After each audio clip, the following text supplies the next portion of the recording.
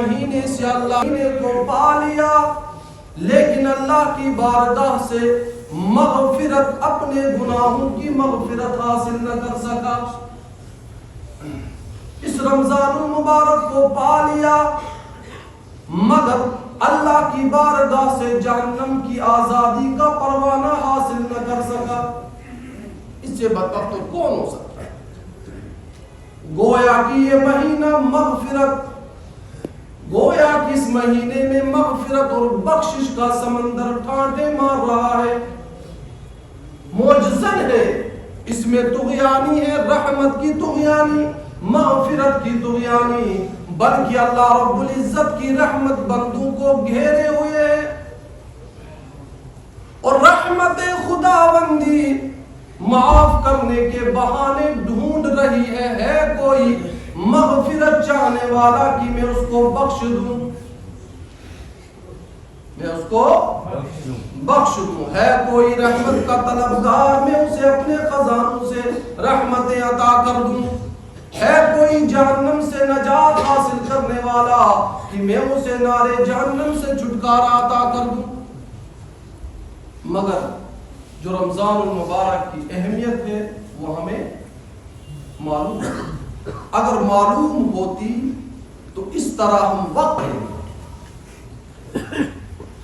جس طرح ہم وقت گزار رہے، کیونکہ ہم رمضان کا وقت گزار رہے، رمضان کو قیمتی نہیں بنا رہے، تو ہم نے رمضان المبارک کا جو وقت ہے وہ گزارنا نہیں ہے، بلکہ اس رمضان المبارک کو قیمتی بنانا ہے۔ کیا بنانا ہے؟ اب یہ رمضان المبارک قیمتی کیسے بنے گا؟ تو رمضان المبارک کو اگر قیمتی بنانا ہے تو یہ قیمتی روزوں سے بنے گا، اگر رمضان المبارک کو قیمتی بنانا ہے تو پھر اس کے آخر عشرے میں اعتکاف کرنا ہے، تو اس رمضان المبارک کو قیمتی بنانے کے لیے ہم نے لیلۃ القدر میں شب بیداری بھی کرنی ہے، اس رمضان المبارک کو قیمتی بنانے کے لیے ہم نے تمام نیک عمل کرنے ہیں، تب جا کر یہ رمضان المبارک ہمارے لیے قیمتی بنے گا اور ہمیں پھر آخرت میں اس کا فائدہ حاصل ہوگا۔ اس لیے مولا کائنات فرماتے ہیں اگر اللہ رب العزت اس امت کو بخشنا نہ چاہتا تو کبھی بھی رمضان عطا نہ کرتا۔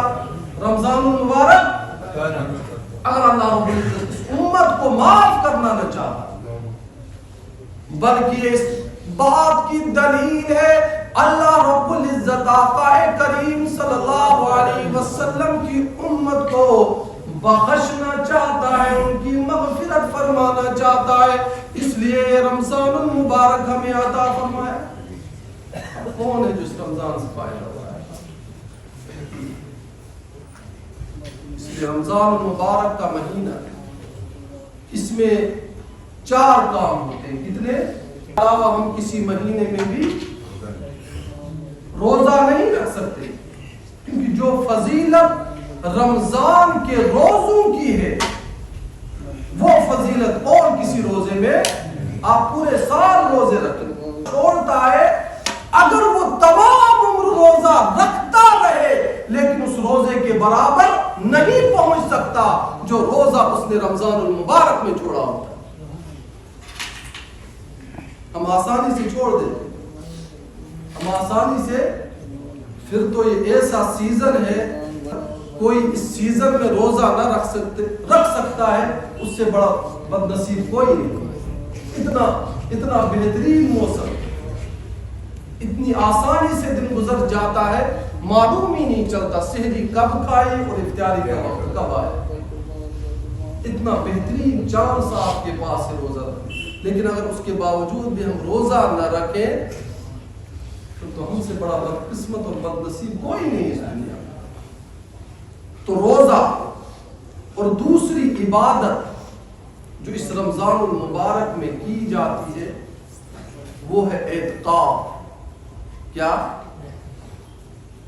اعتکاف بھی کس میں کیا جاتا ہے؟ رمضان المبارک میں اور دوسرے مہینوں میں ہاں کرتے ہیں نفلی اعتکاف، بہت ایسے جو نفلی اعتکاف کرتے ہیں، لیکن جو ثواب رمضان المبارک کے آخری عشرے کے اعتکاف میں ہے وہ کسی اعتکاف میں نہیں، بلکہ آقا کریم صلی اللہ علیہ وسلم ازواج مطہرات اور صحابہ کرام تسلسل کے ساتھ، پابندی کے ساتھ اور تاکید کے ساتھ رمضان کے آخری عشرے کا اعتکاف فرمایا کرتے۔ اور پھر تیسری عبادت جو رمضان المبارک میں ہوتی ہے وہ تراویح کی نماز۔ تراویح کی نماز بھی ہم اور دنوں میں نہیں ادا کر سکتے، بلکہ رمضان المبارک میں ہی ادا کر سکتے ہیں۔ اور پھر چوتھی چیز جو رمضان المبارک میں عمل کیا جاتا ہے وہ ہے زکوٰۃ۔ زکوٰۃ بھی لوگ زیادہ تر رمضان میں ہی دیتے ہیں۔ ویسے رمضان میں زکوٰۃ دینا کوئی فرض اور واجب نہیں ہے، اب اس لیے دیتے ہیں رمضان میں کیونکہ رمضان المبارک میں ہر عمل کا اجر بڑھا دیا جاتا ہے، 700 گنا بڑھا دیا جاتا ہے۔ اس لیے رمضان المبارک میں ہم زکوٰۃ دیتے ہیں تاکہ جو ہمارا عمل ہے اس میں اور زیادہ برکتیں آ جائیں۔ اور پھر زکوٰۃ یہ اہم بات ہے کیونکہ اللہ رب العزت قرآن مجید میں فرماتا الذین ان مکناہم فی الارض اقاموا الصلاۃ وآتوا الزکاۃ۔ اللہ فرماتا جن کو ہم زمین پر خلافت دے، سلطنت دے، بادشاہت دے، حکمرانی نصیب کرے تو پہلا کام وہ یہ کرے نماز کا نظام قائم کرے۔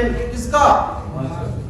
نماز کا نظام قائم کرے، اور دوسرا کام وہ یہ کرے کہ زکوٰۃ کا نظام قائم کرے۔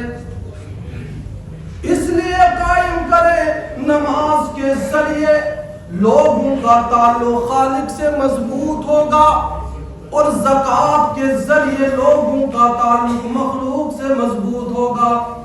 کس سے ہوگا؟ مخلوق سے مضبوط ہوگا جب وہ زکوٰۃ دے گا۔ اس لیے اللہ رب العزت نے فرمایا قرآن مجید میں کہ جو زکوٰۃ نہیں دیتے، اگر دیتے بھی ہیں تو احسان جتا کر دیتے ہیں، اور دیتے بھی ہیں تو صحیح نہیں دیتے، تحقیق کر کے نہیں دیتے۔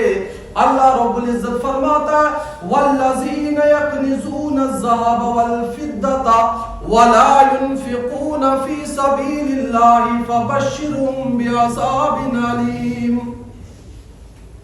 اللہ فرماتا میرے محبوب جو زکوٰۃ نہیں دیتے ان کو آپ دردناک عذاب کی خبر دے دو۔ کیا دے دو؟ دردناک عذاب کی خبر دے دو۔ جو لوگ سونا اور چاندی کو کس عذاب کی؟ فرمایا یوم یحمى علیہا فی نار جہنم فتکوی بہا جباہہم وظہورہم۔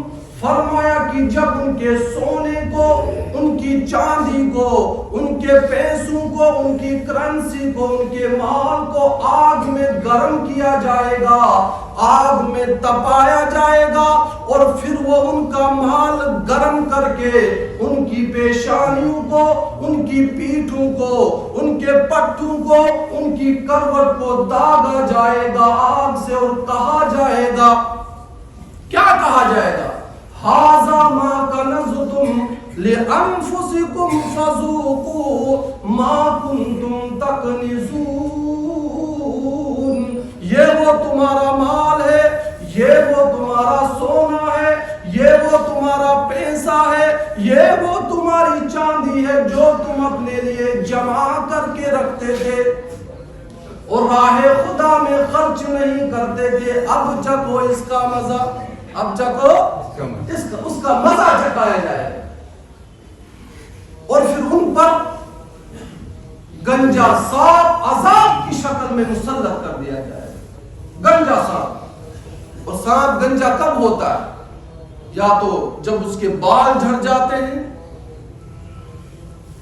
یا کثرت زہر کی وجہ سے۔ تو فرمایا گنجا سانپ عذاب کی شکل میں ان پر مسلط کر دیا جائے گا۔ جو زکوٰۃ نہیں دیتے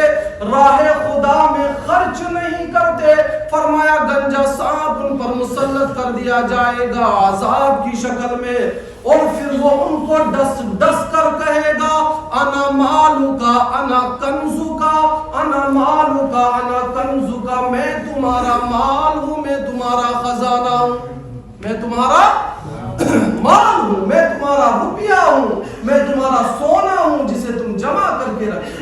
اور راہ خدا میں زکوٰۃ کا حکم قرآن مجید میں 82 مقامات پر آیا۔ کتنے؟ 82 82 مقامات پر زکوٰۃ کا حکم، اللہ کی راہ میں خرچ کرنے کا حکم۔ اور حیرت کی بات آپ سنیے، یہ مال خرچ کرنا، اس کا حکم صرف امیروں کو ہی نہیں دیا بلکہ غریبوں کے لیے بھی یہ حکم ہے، جو غریب ہے ان کے لیے بھی۔ اور زکوٰۃ سے زیادہ انفاق فی سبیل اللہ کا حکم قرآن میں آیا، یعنی زکوٰۃ کے علاوہ تم راہ خدا میں خرچ کرو۔ یہ نہیں کہ رمضانوں میں دے دیا جتنی دینی تھی، پھر پورے سال ہم ڈنڈورے پیٹتے پھرے کہ ہم نے رمضان میں اتنا دیا تھا اتنا دیا تھا اتنا دیا تھا۔ نہیں، زکوٰۃ تو دینی ہی دینی ہے، مگر انفاق فی سبیل اللہ کا حکم سب سے زیادہ ہے، جو زکوٰۃ کے علاوہ ہم نے کیا کرنا ہے؟ خرچ کرنا ہے۔ اور اسی کا ذکر جب ہم قرآن کھولتے شروع میں، اللہ رب العزت قرآن مجید میں فرماتا ذالک الکتاب لا ریب فیہ، یہ وہ کتاب ہے جس میں کوئی شک اور شبہ کی گنجائش نہیں۔ اور پھر فرمایا ھدی للمتقین، پرہیزگاروں کو یہ دنیا میں ہدایت کا راستہ بتاتا ہے یہ قرآن۔ اور پرہیزگار کون ہے؟ تو فرمایا الذین یؤمنون بالغیب ویقیمون الصلاۃ ومما رزقناہم ینفقون۔ فرمایا کہ متقی وہ ہے، پرہیزگار وہ ہے، کون؟ جو نماز قائم کرتے ہیں، نماز پڑھتے ہیں، اور جو اللہ رب العزت نے انہیں رزق دیا ہے اس میں راہ خدا میں خرچ کرتے ہیں، اس میں سے راہ خدا میں خرچ کرتے۔ اور پھر جو خرچ کرتے ہیں اللہ کی راہ میں، ان کے لیے دیکھو قرآن کیا اللہ رب العزت اگلی آیت میں فرماتا ہے اولئک علی ھدی من ربہم واولئک ھم المفلحون، بلکہ جو اللہ کے دیے میں سے اللہ کی راہ میں خرچ کرتے ہیں وہ ایمان میں کامل ہدایت یافتہ اور فلاح یافتہ ہوتے ہیں۔ جو لوگ اللہ کی راہ میں خرچ کرتے ہیں وہ کیا ہے؟ ہدایت یافتہ اور فلاح یافتہ ہے۔ اور پھر کیا کہا؟ اللہ رب العزت متقیوں کی پہچان بتاتا ہے، جو اعلیٰ ظرف لوگ ہوتے ہیں، قرآن ان کا تذکرہ کرتا ہے۔ فرمایا وَسَارِعُوا إِلَىٰ مَغْفِرَةٍ مِّن رَّبِّكُمْ وَجَنَّةٍ عَرْضُهَا السَّمَاوَاتُ وَالْأَرْضُ أُعِدَّتْ لِلْمُتَّقِينَ، اللہ کی مغفرت اور اس کی جنت کی طرف لپکو جو زمین اور آسمان کے برابر ہے۔ کس کے برابر؟ اور جو تیار کر کے رکھی گئی ہے ان پرہیزگاروں کے لیے۔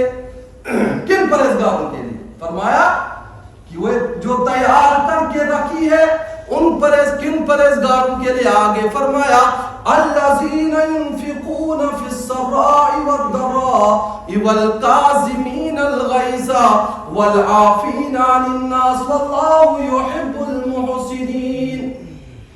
فرمایا کہ ان پرہیزگاروں کے لیے، ان متقی لوگوں کے لیے وہ تیار کر رکھی ہے جو خوشی میں بھی، غم میں بھی، پریشانی میں بھی، فراوانی میں بھی، پیسہ بہت ہے پھر بھی اللہ کی راہ میں خرچ کرتے ہیں۔ پیسہ بہت ہے پھر بھی اللہ کی راہ میں خرچ کرتے ہیں، اور پیسہ بالکل نہیں ہے، تنگ دستی میں گزر اور بسر کر رہے ہیں، فکر و فاقہ میں مبتلا ہے، مگر اس کے بعد بھی اپنی حیثیت کے مطابق راہ خدا میں دے رہے ہیں، راہ خدا میں دے رہے ہیں، یعنی فاقے سے کھانے کے لیے کچھ نہیں. اور پھر آگے فرمایا انہی کے لیے فرمایا وَيُطْعِمُونَ الطَّعَامَ عَلَى حُبِّهِ مِسْكِينًا وَيَتِيمًا وَأَسِيرًا. فرمایا یہ وہ لوگ ہیں خود بھوکے رہتے ہیں, پیاسے رہتے ہیں, خود فاقے میں ہے, بھوک لگی ہوئی ہے, بھوک لگی ہوئی ہے, فاقے کی وجہ سے بچوں کے چہرے زرد ہو گئے ہیں, مگر اللہ فرماتا یہ وہ لوگ ہیں وَيُطْعِمُونَ الطَّعَامَ عَلَى حُبِّهِ مِسْكِينًا وَيَتِيمًا وَأَسِيرًا. مگر اس کے باوجود بھی اللہ کی محبت کے لیے وہ مسکینوں کو کھلا رہے ہیں, یتیموں کو کھلا رہے ہیں, اسیروں کو کھلا رہے ہیں, غریبوں کو کھلا رہے ہیں, بھوکوں کو کھلا رہے ہیں. اور جب وہ کھلاتے ہیں تو کیا کہتے ہیں, انما نطعمکم لوجہ اللہ, ہم اللہ کے لیے تجھے کھلا رہے ہیں. کس کے لیے؟ اللہ کے لیے تجھے کھلا. انما نطعمکم لوجہ اللہ, ہم اللہ کے لیے تجھے کھلا رہے ہیں, اللہ نے ہمیں دیا اور تمہیں. لا نريد منکم جزاء ولا شکورا, ہم تم سے اس کا کوئی بدلہ اور شکریہ بھی نہیں چاہتے. بدلہ تو دور کی بات, شکریہ بھی نہیں چاہتے. اس کا تو جو ہے انعام, اس کا بدلہ تو اللہ کے پاس ہے, کیونکہ یہ ہمارا مال نہیں ہے, یہ اللہ کا دیا مال ہے. کیونکہ اللہ رب العزت نے ہماری جان کو بھی اور مال کو بھی خرید لیا. کس کے بدلے میں؟ اللہ رب العزت اپنے کلام سے فرماتا ان اللہ اشترى من المؤمنین انفسهم واموالهم بان لهم الجنہ. بے شک اللہ رب العزت نے مومن کی جان کو اور مومن کے مال کو جنت کے بدلے میں خرید لیا ہے. کس کے بدلے میں؟ جنت. ہمارا مال بھی بک چکا ہے اللہ کے ہاتھ اور ہماری جان بھی بک چکی ہے اللہ کے ہاتھ. پھر یہ کنجوسی کیسی؟ یہ کیونکہ اگر آپ جنت کو پانا چاہتے ہیں تو پھر جو مال اللہ نے تمہیں دیا ہے اس کو اس کی راہ میں خرچ بھی کرنا پڑے گا. اس لیے اللہ نے فرمایا لن تنالوا البر حتى تنفقوا مما تحبون. فرمایا کہ جو تمہاری سب سے محبوب چیز ہے چن چن کر خراب چیزیں میری راہ میں خرچ نہ کرو, بلکہ اگر دینا ہے وہ چیز دو میری راہ میں جو تمہیں سب سے زیادہ عزیز ہے اور محبوب ہے. جیسے حضرت ابراہیم خلیل اللہ نے سب سے محبوب اور پیاری ترین چیز اللہ کی بارگاہ میں پیش کی تھی بیٹے کی شکل میں, یہ اولاد کو پیش کر دیا. لیکن ہم مال دینے سے ڈرتے ہیں, اور یہ مال تو اللہ نے ہمیں دیا ہے. اور پھر اتنی آیتیں اس پر انفاق فی سبیل اللہ پر اتری ہے. قسم خدا کی کہ اگر ہم ان پر غور کریں اور پڑھیں اور دیکھیں تو ہم اپنے پاس کچھ بھی نہ رکھنا ہے جو ضروریات زندگی ہے. اس لیے انما الصدقات للفقراء والمساکین والعاملین علیہا والمؤلفہ, یہ جو زکوٰۃ ہے یہ ہم نے غرباء میں, فقراء میں, مساکین میں, یا جو زکوٰۃ لینے والے ہیں جو زکوٰۃ کو وصول کرتے ہیں, یا جو قرضدار ہے قرض اگر وہ ادا کر دے گا تو اس کے پاس کچھ بھی نہیں بچے گا, اس کو بھی ہم دے سکتے ہیں. اور کوئی مسافر ہے حالت سفر میں ہے, گھر میں مالدار ہے لیکن حالت سفر میں بیچارہ غریب ہے, پیسہ نہیں ہے, کچھ نہیں ہے, گاڑی کے لیے جو ہے کرایہ نہیں, اس کو ہم زکوٰۃ دے سکتے ہیں. اور فی سبیل اللہ اس کے بعد مدارس سے جہاں سے دین کا علم بلند ہوتا ہے, جھنڈا بلند ہوتا ہے, ان کا ہم اس زکوٰۃ کے ذریعے تعاون کر سکتے ہیں تاکہ دین کا کام چل سکے. اس لیے رمضان المبارک کا مہینہ بڑی عظمت والا مہینہ ہے, بڑی برکتوں والا مہینہ ہے. اس لیے اس مہینے میں زیادہ سے زیادہ ہم نے اللہ کی عبادت کرنی ہے، اللہ کی راہ میں مال خرچ کرنا ہے، زکوٰۃ جس پر فرض ہے وہ ادا کرے، کیونکہ اگر ادا نہیں کرے گا یہی مال کل سونا چاندی پیسہ آگ میں تپا کر اس کے اوپر داغ دیا جائے گا، کتنی اذیت کتنی پریشانی ہوگی۔ تو اللہ رب العزت ہمیں سننے سے زیادہ عمل کرنے کی توفیق عطا فرمائے۔ وآخر دعوانا الحمدللہ رب العالمین۔ تمامی حضرات